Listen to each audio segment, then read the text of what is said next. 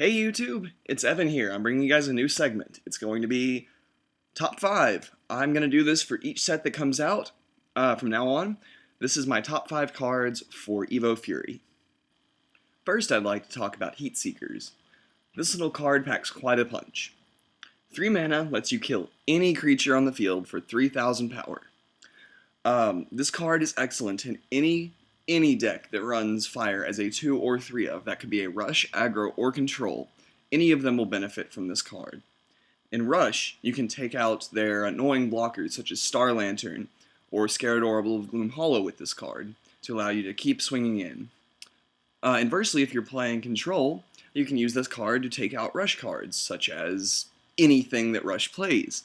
Stops them dead in their tracks. So turn 3, you can have your 2 Chasm Entanglers on board, play a Heat Seekers, kill one of their guy that's attacking, and then still have a blocker left over in case they've got the Jethro starter. In aggro, it's the same thing, except it's twofold. This card takes care of the annoying little blockers, as well as the annoying control creatures, such as Seneschal or Gigastand or any of the other 3 for 2,000 attack with effect. So number 4 on our list here is Hydra Medusa. This card was excellent when it was a Rotworm back in Duel Masters, and now that it's a Chimera, it might even be better. The bait for this card is probably the best bait there is in the game currently. You have Scared Orbital of Gloom Hollow at 3 for 2,000. Anything that it battles with does not get banished. It's a blocker, so you guys know how good Scared Orbital is. Well, it's a Chimera, so guess what? Turn 5, you don't like that creature your opponent has, Hydra Medusa on top. Kill it. If you're playing, even in Rush, you guys have seen it in my Fire Dark Rush, as a very, very last play for Rush to get in there and get that last shield, kill that last blocker, very good for that. Card is just excellent. It's a Terror Pit with legs. You cannot go wrong with it, and all of the bait is relevant.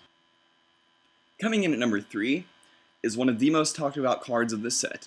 A few weeks before it was spoiled, Rebenso came out, and everyone was happy with it. It gave draw power to green, as well as another 4th turn play, besides Bronze Arm Tribe, for any deck that's trying to ramp. This card has proven its worth in control, boosting you up to turn 6 on turn 5, as well as drawing you an extra card. And it also works very, very well in combo decks, where you're trying to reach a certain creature at a certain mana cost, because it lets you filter through your deck and add more mana.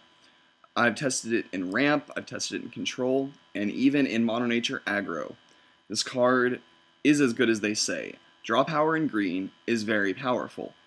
Back in Duel Masters, draw was mostly restricted to blue, and that meant you typically, if you wanted to have any sort of draw power to stay consistent, you needed to play water. Well, now you don't necessarily need to. Rebenso isn't the best draw in the game, but of course it's not going to be. It's nature. The bonus to this is that you get draw and ramp. So you get 2 excellent things, one of which you usually get from nature, and the other one you don't. So you combine this with your Sprout to ramp up incredibly quickly and keep a hand size. Here at the number 2 spot, we have a big surprise from the set. King Neptus, something none of us saw coming. This effect never made it into English Duel Masters. Well, sort of. It made it in a very confusing way. The original Duel Masters didn't use the word target, it used the word choose, which made some cards work and some cards not work against Petrova, which was very similar to this card. But now we get a strict 5 for 5 hexproof from Magic, meaning your abilities can target it, but your opponent's abilities cannot. This card is a thorn in the side of every control deck. Whether you're playing against a Water, Fire, Nature aggro and they drop this just to make you angry so you can't Terror Pit it and they have to kill it with a creature, or if you're playing a control deck and you need a final finisher, you have your big Dark Scared Orbital and you go in for your 2 shields, one of them is a Terror Pit, well guess what, if it's Neptus, Neptus is still going to win you the game because Neptus doesn't get hit by Terror Pit. None of us saw this card coming from the set, but I think a lot of us are very happy. Another thing is, you guys want to keep in mind, it is a Leviathan, which there is a little bit of Leviathan support so far. I wouldn't go as far to say as there's a Leviathan deck yet, but the workings are there. It's starting to be made. I'd say give it maybe one more set, maybe two, since the next set's all about dragons. But we're getting there. There's the card in Rise that balances all of the creatures for the Leviathans and blah blah blah. I think it might eventually be even more relevant than just, a finishing creature. One final note about King Neptus is that effects such as Stormspark Blast do not work on it. That is because Stormspark Blast does not target anything. Stormspark Blast taps all enemy creatures regardless of what they are. This is inverse to Helios Ring, which specifically says target 2 enemy creatures and tap them, which means Helios Ring does not work on King Neptus, but Stormspark Blast does. So just keep that in mind. Here we are, we're at my number 1 card of Evo Fury, Lepidus the Ancient. Might not be the best card in the set by any stretch of the imagination, but I think it's the most fun. When you start tapping all of your opponent's creatures and then killing them with your Starlight Strategist, and then sending their shields to the mana zone just from killing their creatures, it's infuriating to your opponent. And just so much fun, because you get to laugh, their shields go away, they don't get any triggers, they don't get any card advantage, the only thing they're getting is a little bit more mana. But at that point in the game, it doesn't really matter. This card also combos very well with the Evolution Ravu I showed you in my deck profile. What you can do with that card is once you have Lepidus and him on the field, both of them can go in after playing a Starlight Strategist, killing 2 creatures, sending 2 shields to the mana zone, and then you have 2 giant blockers that are untapped because of Ravu's effect, giving everything blocker and untapping them at the end of the turn. This means that if they try to swing in, you're going to get even more shields out of them from Lepidus. The card is not the best, but it's also not bad. It's very, very fun, which is why it's number 1 on my list. So down in the comments, let me know y'all's top 5 cards for Evo Fury, and if you guys liked the video, so I'll do one for Dragon Strike and Furnace. Take care. Hey guys, thought I'd bring you guys a little bit of a surprise right at the end of the video. I found this picture on Miniatures Market. I'm not sure if you've seen it yet. I personally haven't. It wasn't on the Kaijudo website for me. But it's an image of what comes in the Dragon Master Collection. We've all seen the box, but now we can see a little portfolio and 2 of the cards inside. One of which is a Darkness Dragon, which we can possibly make out that says Necro. So we know that they're now called Necro Dragons.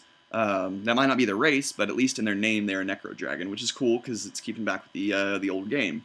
You can see it's 9 for 7,000. It possibly has Double Breaker, and it has another effect that's very large, but I can't read anything on it. That's all we know for the Darkness Dragon.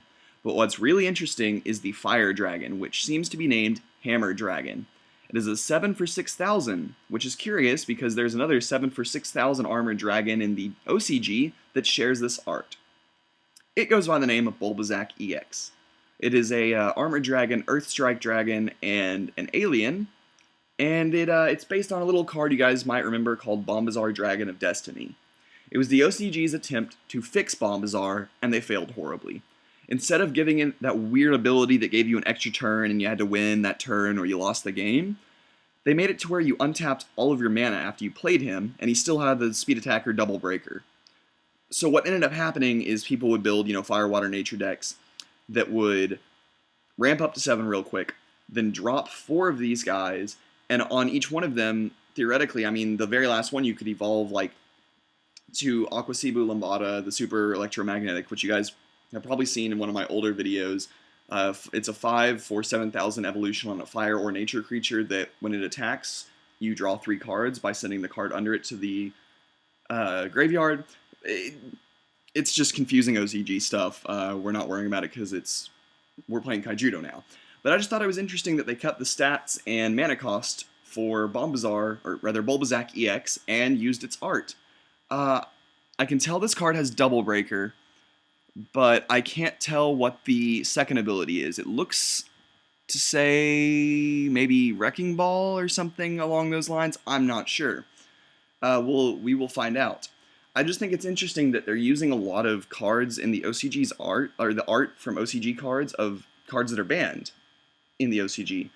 Our version of Brain Serum, what's it called? Spy Mission. We have the original art for it called Cyberbrain, which was the Japanese version of Brain Serum before we got it, that drew you 3 cards. That got banned, obviously. Then on Cyber Sprite, the 1 mana for 2,000 blocker, we have Aquin's art, and Aquin was the original Marinomancer from the Japanese game, except it let you look at the top 5 and pull any light and darkness, and I believe it only costs 3. Yeah, it was pretty broken. So it's kind of neat. We're getting a lot of these broken arts that were really cool and getting them on not so broken cards.